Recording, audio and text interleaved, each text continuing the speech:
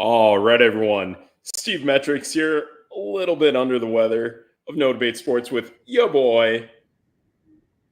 DJ Triggs. And together we are No Debate Sports on July 22nd. Back here for another week. And what a week for both men's and women's professional basketball leading up to the Olympics.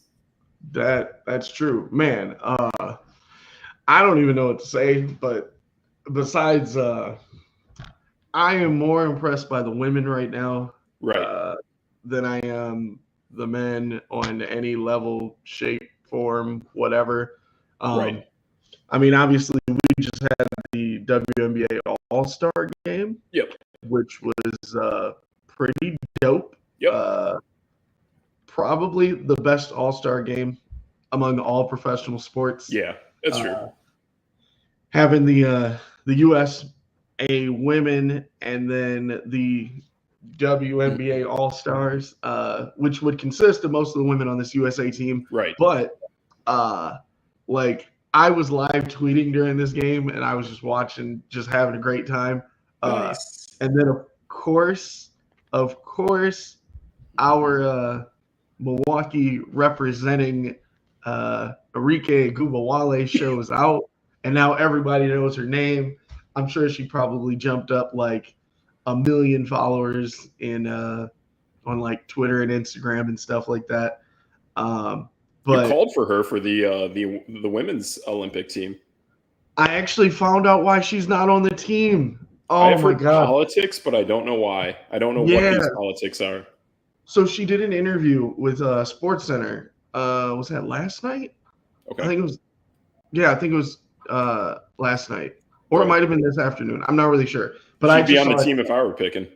Yeah, right. So she's the third leading scorer. She's like one of the top assists and rebounders for a guard. She almost has a LeBron James kind of feel, in my opinion. Like really great player on a not so great team. Okay. A little bit. Yeah, I can see that. I would have thought maybe like an Anthony Edwards kind of deal. Sure. But she's been in the league 6 years, so like she's fantastic. I don't know. Dallas is just the wings. Yeah. The wings are kind of buns, for lack of a better word. They are. That's what the they young are one of the worst say, teams right? in the W. So. But why was she left off? I just don't get it. I literally heard it. I heard it from her own mouth. She said so. She actually pulled her name from the roster like a couple months ago. So she's done all of the camps, all the like follow-up stuff that they're supposed to do, and leading with all the teams and this and that. And she just felt like a couple months ago that they weren't really messing with her. And like she didn't really go into details. And then she kind of like backtracked her statement. Like she's like, look, you know, when I said politics, I meant it for all sports, which is true. Like, I mean, look at Jaylen Brown. What's the reason he's not on the team? Both should be on the team. I mean, to an extent, both should be Americans. I mean, Jaylen Brown got overstepped by his own teammate, Derek White. So, I don't even know. I just think that politics are just awful for these Olympic teams. Yeah. And the only thing that I heard today watching Germany against the United States men's was like they go for fit and player. Well, then I mean I'm going to shout out Stephen A. Smith and Andrea Carter for her name's Carter, right? Hearing them debate back and forth on First Take about her being left off, because now everyone knows who she is. I mean, she dropped 34 in the second half. Arike Gubawale. She goes ahead of Caitlin Clark every day of the week. Yeah. Oh, I told you that. I was like, man, she needs to be on the team. Yeah. And I wouldn't have believed it until, like I said, I heard her say it herself. Yeah. And Stephen A kind of said like, well, look, Andrea said first that it's not always about who's on the team or who's the best player or this and that. And then Stephen A stepped up and was like, well, then I told you guys Caitlin Clark needs to be on the team. If it's not about the best player or if it's about getting eyes on the product or this and that. And I kind of stopped and was like, well, I can't really argue with him there because Right. Enrique just said like it's not about being the best player. So then what is it about? You know what I mean? Like Yeah. it's on. I mean, even hearing, Kawhi Leonard getting taken off, like, and then they said, well, the USA team, USA representatives said it was the Clippers. The Clippers people said it was the USA team, but then his own coach, his head coach Tyronn Lue, is on the coaching staff. So then who wants to be the bad guy and say the actual reason? Like, Yeah. I don't know. Yeah. I Because am. if we're going injuries, Yeah. Kevin Durant's injured. Exactly. Yeah, you're spot on. And that's why too, like, we should be ready with other guys who can push into place for those positions. And it's why I've been advocating since day one of this roster. I just don't see how we don't roll into Paris with a guy like Chet Holmgren. And I think right now, if Kevin Durant is in trouble, I think Chet Holmgren is a great piece to step in for his spot. I think he represents that kind of lengthy, kind of tall, big guy that can press towards the basket and has that shooting ability. But still, it is bizarre not seeing either shooter of Jaylen Brown or Kyrie Irving. I mean, Jaylen Brown's more of a post player, and yeah, he's great at that wing three on the sideline baseline corner. But still, there should be both Jaylen Brown and Kyrie Irving on this team. And then you get those weird positional things where a Kawhi Leonard basically blows a tire, Kevin Durant blows a tire. That's where you got to have these Derek Whites and these Chet Holmgrens to come in. I know the roster is constrained, but there's no reason why the two best players from the NBA Finals, this NBA Finals, are not in the Olympics. I just don't get. Yeah, I don't know, but I don't want to turn it into a bashing session on the Olympics. But to get back to the W in that All-Star game, Breanna Stewart went for 31 and 10. Ooh. Like baller. Asia Wilson put up 22 and 6. Yeah, exactly. Like that inside presence that they bring. We want to see that. I'm pulling up the stats right now just so I didn't mess up. The Diana Taurasi played. She was a starter, which kind of, I don't know, kind of hit me wrong. Yeah. Yeah, I do wonder about Tiana as a starter on the team. Oh, Brittany Griner. Yeah, she's excellent. I don't know how was her stat line though. Like Brittany Griner came off the bench, and that kind of blew my mind. I wasn't really sure why that happened. They brought everybody. Sure. Yeah, absolutely. I mean, I think they definitely have that ability to go with that strong three inside presence. And I think that's going to do pretty well when they do decide to go to that kind of lineup. I mean, are there any other notable bigs on this team besides those three? Collier's pretty nice. Okay. But they have Copper and Thomas as well. But like, I don't know. Yeah. I don't really see them getting too much like burn. You just got to be ready for them. They run a lot of 3-yard lineups. Yeah. They run a lot of 3-yard lineups because they have Taurasi, Gray, Lloyd, Young, Plum, Ionescu. Like they have a ton of like really good guards. Yeah, absolutely. Now, one of the big things that I did notice, Kelsey Mitchell went crazy. Yeah, she is truly the best player on You know, that I team love right now. Yeah, I enjoy her game more than Yep. Caitlin Clark when I watch Indiana Fever games. But Absolutely. yeah, like there's a lot of talent. There's a lot of talent in the W. Oh, Yeah. okay. Wait. Time out. I have to. I'm gonna point at myself. DJ Triggs. I don't even know what your shoulder pads. No, that's a 30. That's a 30. I Not a full, but a oh 30. Yeah. Yeah. oh Yeah, oh it's a oh it's 30 a second timeout. I got you. 30. Boom. Yeah. That's not fate.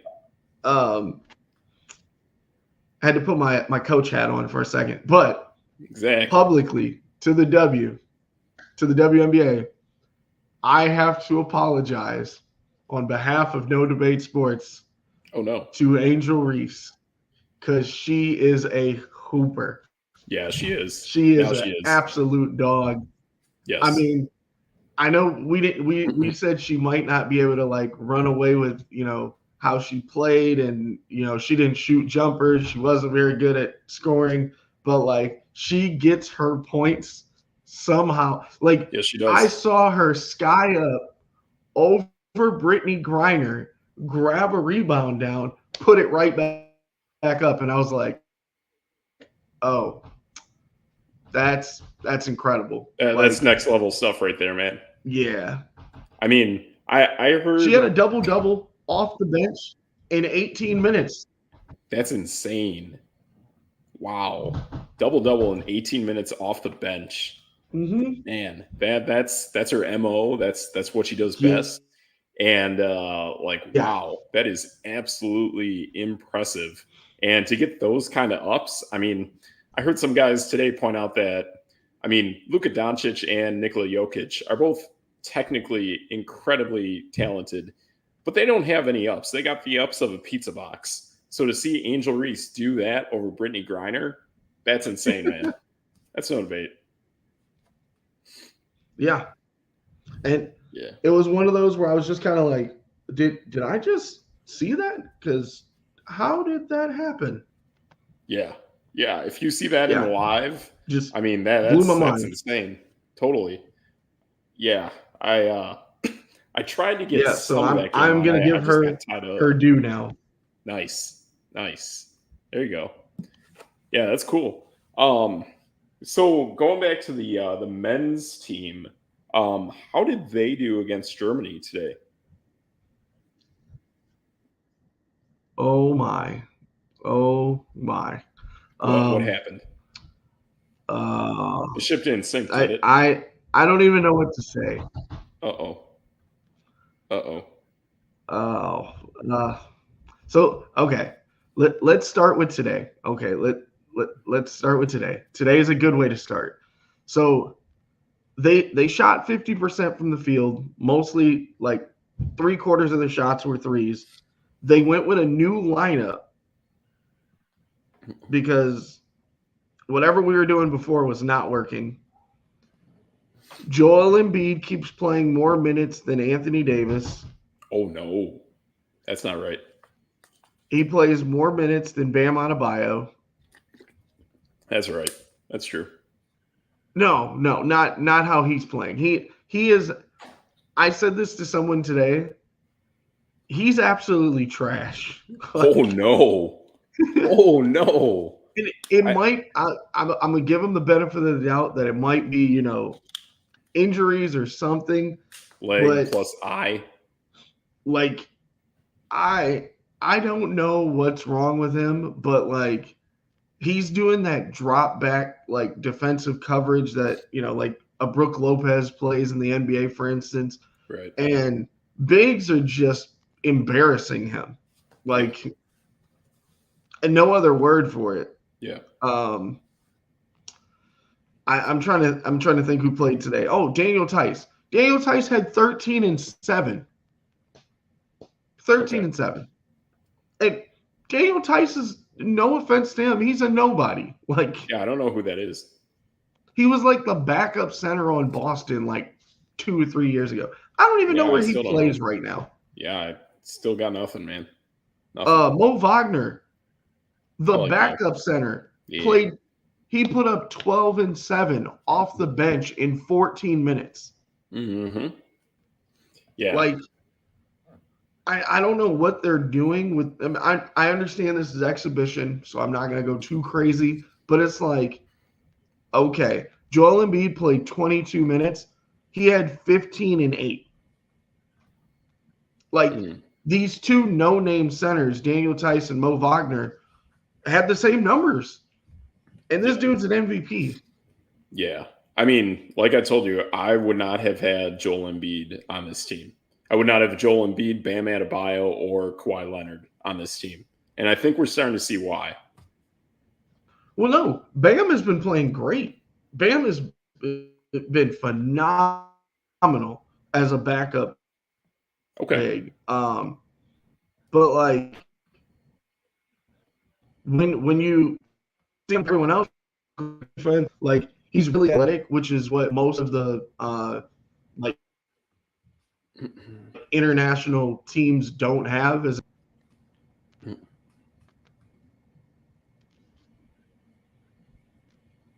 Okay. like this Olympics, this USA team is exposing a lot of players. Like I have lost respect for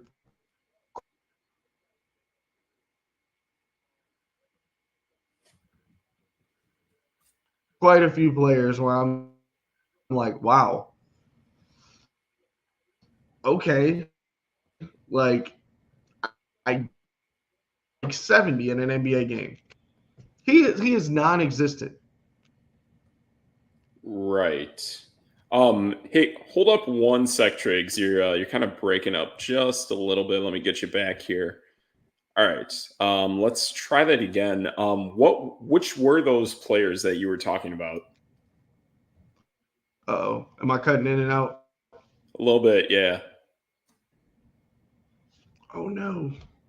I mean, I hear you loud and clear now. Yeah, try again. Which players Oh, were okay. those that you thought that you were really disappointed in? So disappointed. Devin Booker, a guy put up 70 in an NBA game, and like he's been non-existent. They even put him in the starting lineup this game, and he played I think the most minutes. Um, Steph Curry, That's an experiment right there. That they want to see what he's made of. It's probably not good enough. like uh, he shot the most shots and didn't end up with the most points. Like uh, who's another one?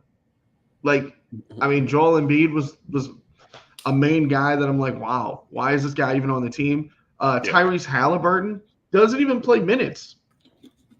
Doesn't play minutes. yeah, and he hits clutch threes. I'll tell you that. Like it, this team has so much star power, and it's like, wow, It's not working. we won by 6 today. 6. And Yeah, by the way, Germany was leading in the fourth quarter. yeah, yeah. It just shows that there's so much experimental things going on that I think that's what's reflecting these close games. I mean, to me, this is like NFL training camp, NFL preseason, where they are really, really cranking hard on experimenting certain things, and they want to know what doesn't work. And I think today shows, from what you pointed out, that Devin Booker, regardless, does not work out on this team at all. He is one of those guys that I also said should Yeah. not be on this team. Jason Tatum is one as well, but I like the defensive element that he brings, so that's fair. But excuse me, honestly, like I said, there's about 4 to 5 guys that I just would not have on this team. I think this team needs to be younger, faster, better shooting, more cold blooded assassins. The Jaylen Brown, Kyrie Irving thing, like if this team does not win gold, that is exactly why. Like you have to have the two best players from the NBA Finals on this team, and you have to have the young, fast ability of Tyrese Maxey, because if you combine that with Halliburton and maybe a LeBron James or maybe a Kevin Durant, like that does something that changes pace of play and can still score a lot of points. So like there has to be that ability to morph into different variations and lineups. Like you see this in the NFL, like the Kansas City Chiefs are a fantastic example how they have been such a chameleon year to year to year and have changed their identity, but still have maintained their winning ways. And more Right. NBA teams need to take on that identity. I know Denver is one of those teams. I believe, I don't know. I think Boston's kind of got that ability. I think maybe the Knicks have that. Possibly the 76ers now might actually become something like that. But the Olympic team to me is the perfect team to build that chameleon. And yeah, I mean, like a guy like to me like Tyrese Maxey, I think is just much more dynamic. And I don't know, I just think the guy's better than Devin Booker. I know he's different, but I think he is definitely better than Devin Booker. Yeah, I And don't even possibly know. Embiid. I'm kind of just at a loss, at a complete loss. Yeah. I mean, I do like bringing in more Boston Celtics as kind of like, gosh, I don't know. It's like doubling down on bench spots in fantasy sports, to be honest, where like you're not too sure, so you double down on a position or a guy that's identical. So they're like, yeah, Boston Celtics basketball works, so go with it. Bringing in Derek White, that's a great idea. I really like it. But you also got to bring in him, Tatum, Irving, Maxey, Holmgren. You do that along with the guys who are already on the team. To me, that team would absolutely win gold. I just have no concerns on that team. There might be some hiccups here and there, and I expect that. I expect that on this team moving forward. I think they're probably going to have one tight group play game, and I think on their way to the gold medal game, they're definitely going to have at least one tight one, if not possibly lose to a Canada or a France. I think that is very likely along the way. So I would not expect the USA to cover the spread on every single one of these games. I just don't see it happening. I think there's too many weird things in this lineup and things that to me, and like you've seen, have not been quite worked out, but they will play more to their strengths moving forward now. Right now, they're playing to their weaknesses and seeing what they truly are bad at and what cannot work. And it's rough. It's hard to watch, man. I hope so. I hope so. Yeah. Because here's the main problem that I have. So we almost lost to South Sudan. Sure. Yeah. And that's the weird thing about this, man, is like these Olympic teams have these great players, but these guys who have been playing together, they just don't care about the NBA guys. They look at it as, right, that's our opponent. It's another game, and we're going to do what we do best, what we know. So that's the thing, and that's why I feel this is absolutely happening. The U.S. Olympic team is playing to their weaknesses, and every team they play against is playing to their strengths. So those teams are finding what are they good at, because they have to be on all 8 cylinders in the Olympics. They have to throw their best out there. But they don't have that luxury that the Americans have, where the Americans can really dictate this like a preseason NFL game and say, all right, we stink at this. Can we get it to work? Can we figure it out? Can we find something that is feasible that we can go to in this certain situation? Whereas the other teams out there, maybe the France and the Canada, they can do that as well. Maybe Germany. But I think a lot of these teams, they are just going to fight tooth and nail to compete against the Americans, regardless of how good they are or how not good they are. I think when the Americans play South Sudan again, I don't know if it's about a cover, but I think the Americans win by way more than 1 point. In group play. They were favored by 44. They were favored by 44. They won. So here's what's even better. I think in these trial games, if you were betting bet the under. Like, the Americans are just not going to cover in trial games. They're just not. And even 44 in the Olympics might not be real. I don't know why they don't. I don't want us to lose. By far, I'm cheering for the U.S., but Yeah. there is a good chance we lose in group play, and I just don't think we play defense. I don't think it's about playing to strengths or weaknesses or anything like that. They just don't play defense. I mean, Sudan literally shot 42% from three, and like the U.S. shot 7 percentage points better on three than Germany, or they would have lost this game easily. Wow.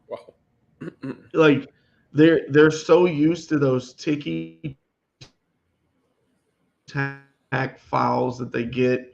Everyone's turning and looking at the ref, and they're starting to figure out that they don't get the call. Like the only player that has any sort of anything, and like it's kind of sad to say, but LeBron is carrying this team, absolutely carrying it. Yep. Yeah, I mean he's absolutely doing it. He's doing the work on it. I like seeing that. That's like what we were hoping to see like from day one with LeBron. So I love seeing that hard gridiron Frank Gore kind of mentality. And I think when it comes to defense too, then I think this team has to put more Drew Holiday out there. They do. Drew Holiday's a starter. Okay, good. He's the only one playing defense, though. So, like, if he's playing defense and no one else is playing defense, because, I mean, Steph Curry can't guard a parked car. Devin Booker's not going to guard anyone, especially if he's not shooting well. Like, yeah. Anthony Edwards is fine, but, like, he's in a one-man, like, wrecking crew. Like, I'm the only person on the court. Like, it is rough. I think Devin Booker is showing that he is now becoming a bust in both the Olympics and the NBA. I don't think he's that great of a player. I think both him and Jason Tatum, well, I think Tatum is definitely a 3 on his team. Who knows where Devin Booker is, man? He might be a 5. Like, really a 5. As in defense? No, I just mean all-around starters on a team. Like, there is really something with Devin Booker that is not looking right. And it's been that way since, like, every game post-NBA Finals against the Bucks. I mean, even before that. He was a number one on, like, a worse team. Right. Yeah. Absolutely. It's but yeah, I mean, that's why I feel like stuff like that is clearly for experimental. There's no way this team is putting him out there in the group play game. It might be, if it happens, they might try more stuff if they've clinched, because their division, last time I checked, is pretty weak, right? It is the Americans, South Sudan, Serbia, and who is the 4th team? Japan? I'm not sure. Let's check. I'll give it a look here. Yeah. I really think the American group is the weakest group of the 3. Puerto Rico.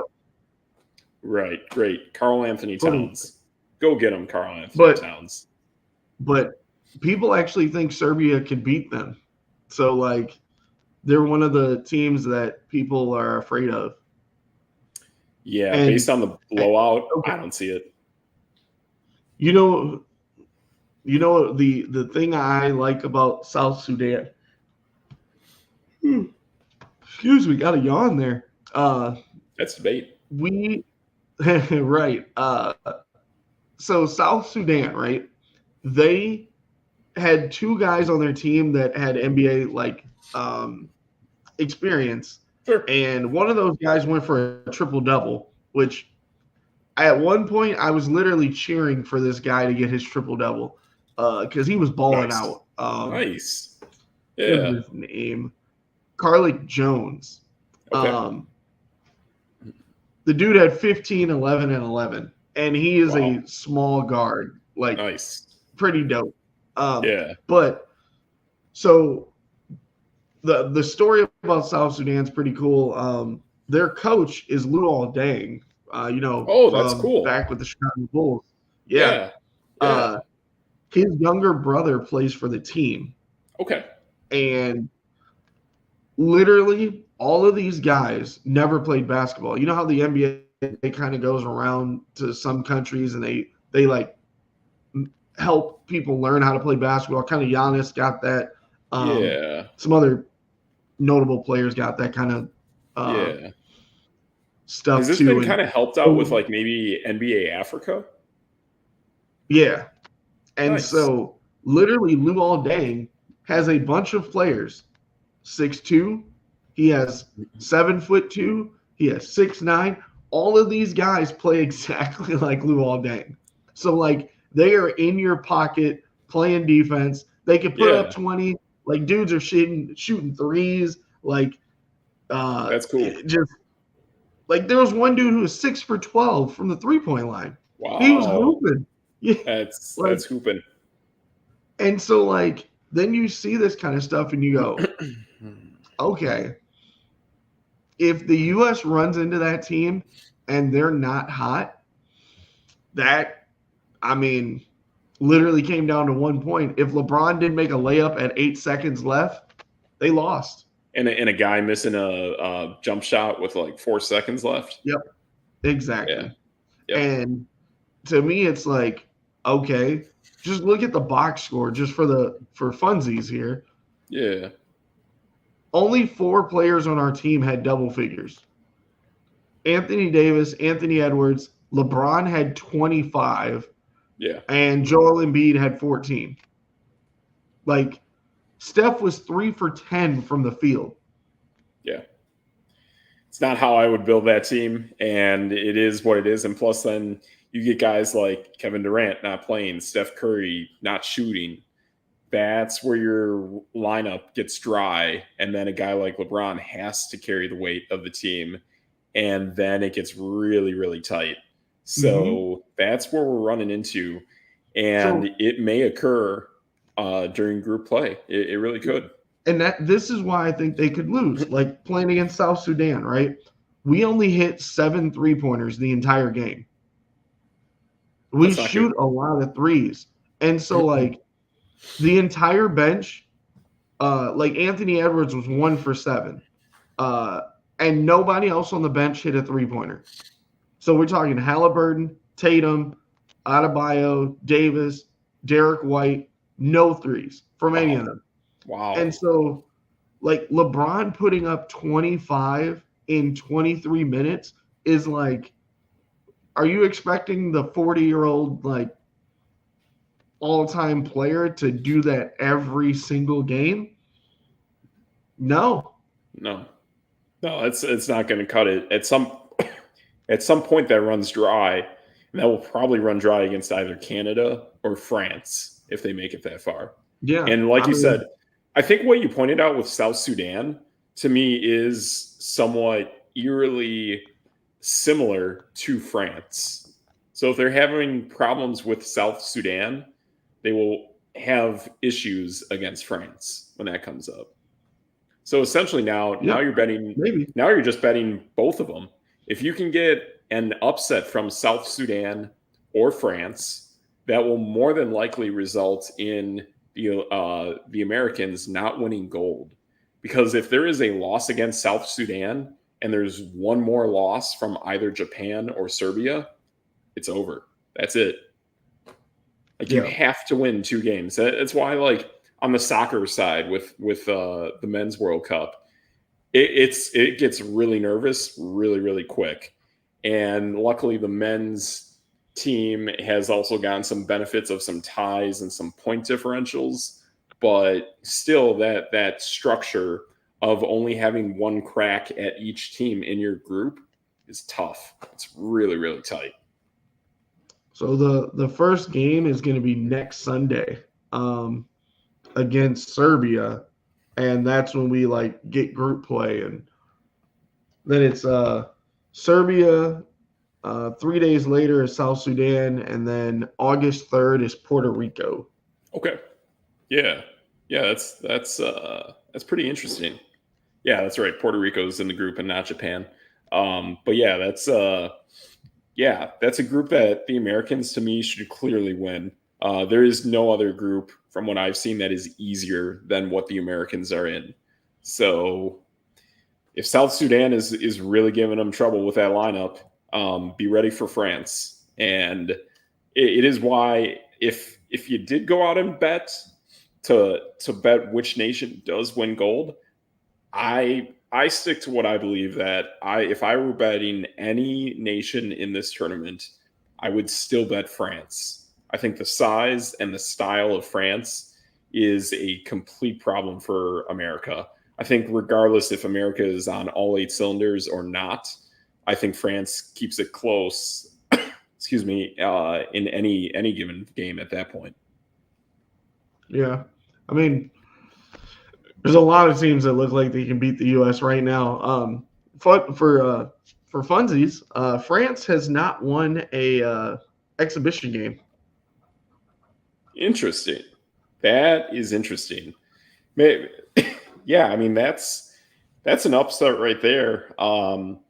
But it does make you wonder: are they doing a similar style to what the Americans are doing? Are they testing things? Are they really just figuring out what works? I mean, are any of these guys from that are in the NBA? Are they on this French team? Is like Alex Sarr, the Richeche from the Hawks, Wembanyama? Are those 3 on the French team? Because if they are, to me, I think that would do it. That would put that team in a serious advantage. I know Evan Fournier's on it. Sure. I can check the roster though. Gobert is definitely on it. Yeah. Let's see here. Preliminary national rosters. Why is this so hard to find? Weird. Is there like an Olympics? Maybe I can find the Olympic. Right. FIBA? No, because I don't want FIBA because that might not give me the right stuff.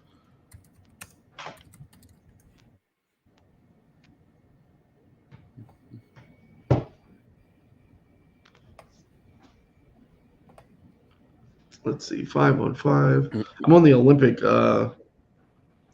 website. Yeah. And I'm on not something easy to like navigate. Okay. Yeah, I'm on France proballers.com.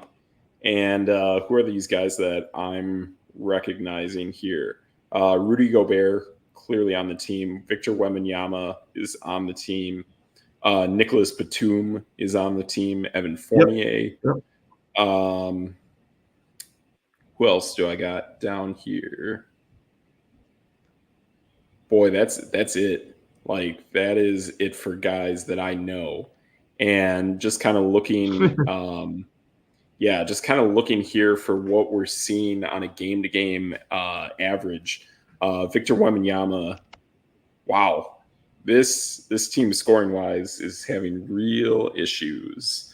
Only Wemby and a guy named Yabu Sele, they are the only 2 guys averaging double-digit points. So I am not as confident in France anymore. Yeah. The rest of the guys are 8 points or less.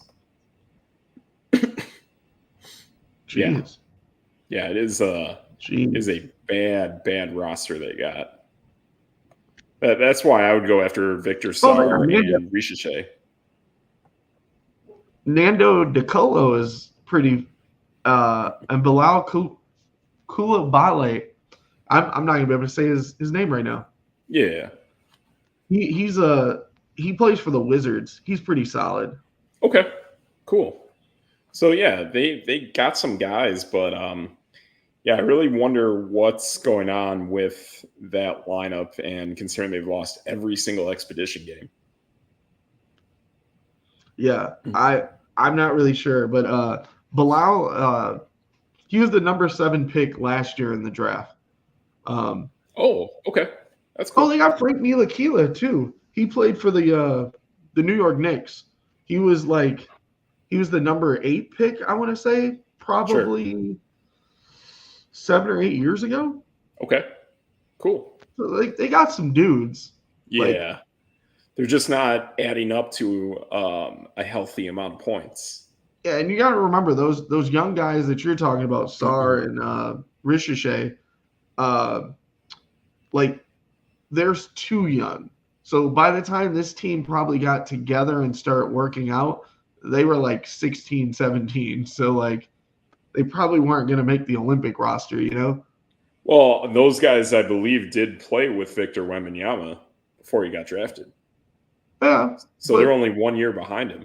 Wembanyama is a freak show, though. I think they all are, man. I mean, I don't know too much about. I know Czar had the Gopher not too many days ago, but I think the combination of those three would just be a problem. It would be an absolute problem, and just because they're 1 year younger, to me, it doesn't explain why they should be excluded from this team. And plus, the because Olympics is in Paris. they probably weren't good like a year or two ago. You know what I mean? Like when this team started getting put together, like, and I'm sure it's probably even more than 2, maybe even like 3 years ago. Like those guys probably weren't like known commodities yet. Where a Victor Wembanyama, he's been a freak for like 2, 3 years, Yeah. and he was playing with grown men, as a teenager. So like, yeah, he might be amazing, but like he was on the under 19 team Yeah. uh, in Hungary for the world, or yeah, with the World Cup, and Okay. then the under 17 team a couple years ago. So like, I don't know. He's not. I don't think he's ready yet. Yeah, I would say pretty much they basically just need to scrap. I mean, I don't know. I just take everything I said about France being great and just scrap it. I No, think. Ooh. no, Okay. they're a good team. Okay. All right. All They right. they have enough players to where like, I mean, Frank Ntilikina playing point guard with like Nick Batum, and then the Twin Towers and Evan Fournier, like those are all NBA dudes. Like Yeah. you can't.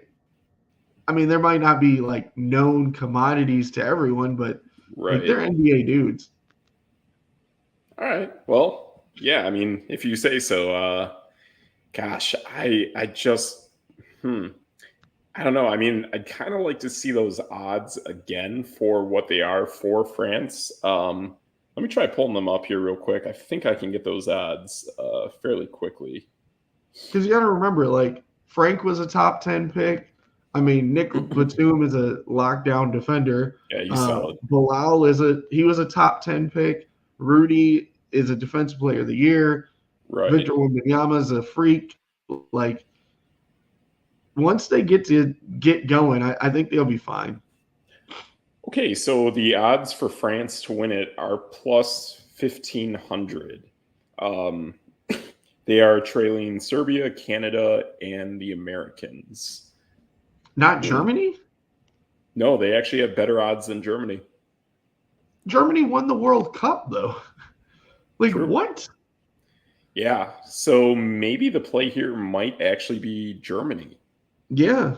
I mean, Germany and at plus 2,000. So $10 if they wins you 200. yeah. So essentially put down $40 and win 800. And they've got quite a few dudes Okay. that you're. I mean, the Wagner brothers, Daniel Tice, Isaac Bongo played in the NBA for a while.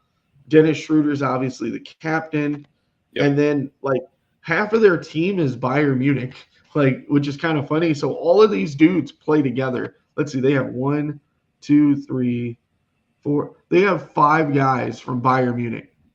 Interesting. So is Bayern Munich now both a basketball franchise and a soccer franchise? Are they I'm not sure about collectively soccer. owning both? Maybe. That'd be pretty cool if they are. I think that's something that we haven't seen ever in American sports outside of the Sacramento Kings in NBA Summer League, sporting 2 Summer League teams, maybe. But that's pretty cool.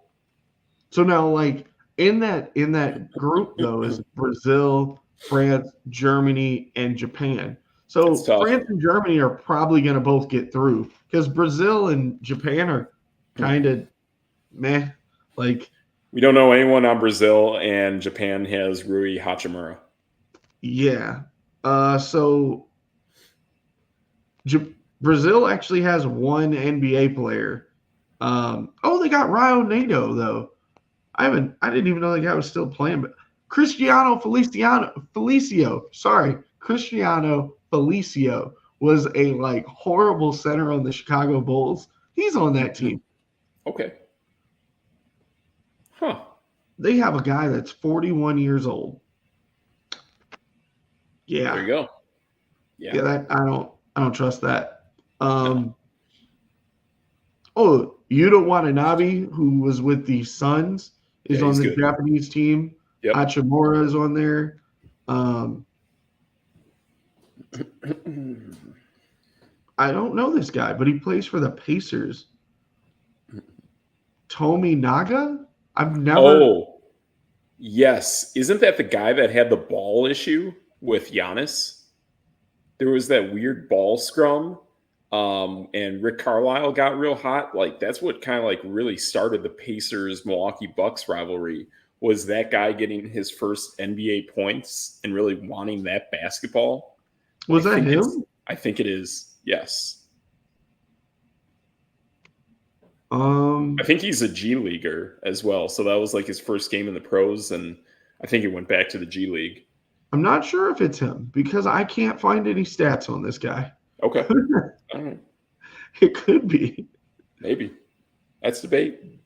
Yeah. Tominaga. Apparently he went to Nebraska. So like he's legit. Okay. Undrafted though. So yeah, just another dude. Yeah. Yeah, I gotcha. That's all I got.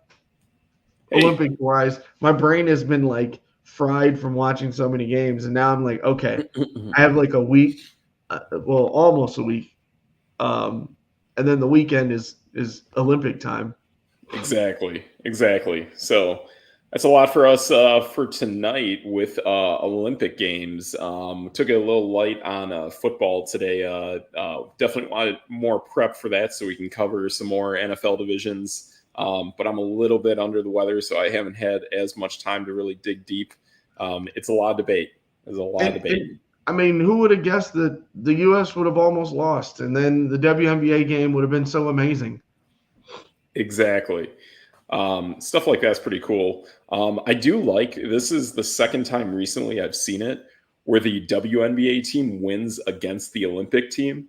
The last time it was Candace Parker and the crew, and they ran it up, man. That was pretty cool. So if I were to bet that game, I would have picked the W as well.